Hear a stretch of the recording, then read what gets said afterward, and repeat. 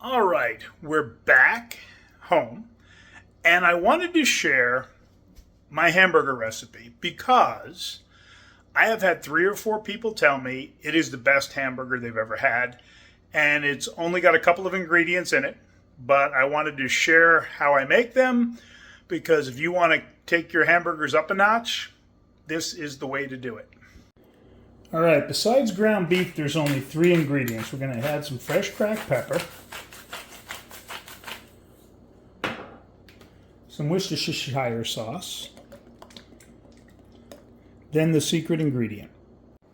I guess the ingredient's not going to be so secret anymore. It is 4 ounces of chorizo to 16 ounces of ground beef. My ground beef is usually leaner. This is not as lean as usual. I'll deal with it. But you put that in and you just give it a good mix. I already broke it up. Now, I use the chorizo from Whole Foods. They used to have it in bulk. I would buy a couple of pounds at a time, and I segregate it out into 4-ounce blocks. However, they've now prepackaged it at 1-pound increments, which actually, while it was annoying the first time, it works out really well because I just cut it in half both ways, and I end up with 4 ounces. So we're going to make patties out of these. We're going to separate these out. So what I do is I go for a little over 6 ounces, and I actually measure it out. That way everything's about 6.5 ounces. That's perfect. And then I make a patty. I don't worry about, it doesn't have to be perfectly round. I used to have a patty maker in a past life that worked out well, but I don't have that. So we've got a hamburger that looks like that. We are going to do this until we run out of meat. That's 6.8. That's fine. All right, I've heated up a pan, a cast iron skillet. Now, I always cook these outside. However, it's really cold outside, and I don't want to mess with them. So I'm going to make these in the cast iron skillet to about a medium rare. We're going to let them cook until we get a good crust.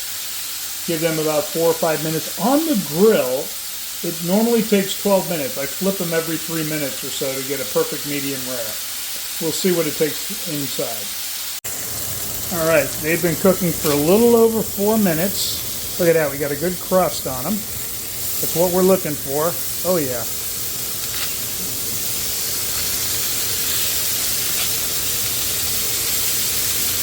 And we're going to let them go another 4 minutes or so before we check them. All right, we're going to turn them one more time, even out the cooking.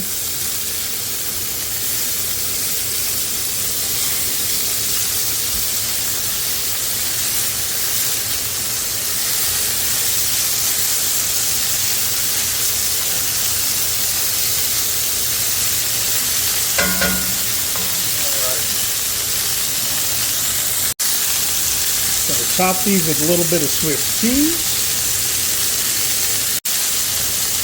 All right, time to plate this. Been on for 12 minutes.